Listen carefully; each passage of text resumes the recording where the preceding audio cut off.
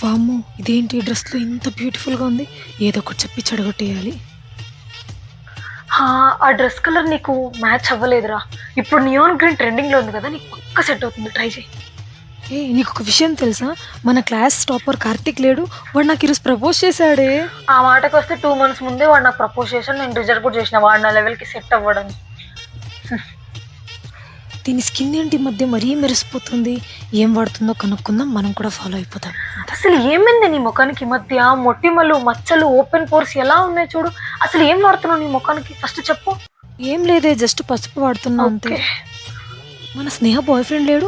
అతను electronic city నుంచి travel చేస్తున్నాడంటే తను రోజు చూడడానికి గ్రేట్ కదా.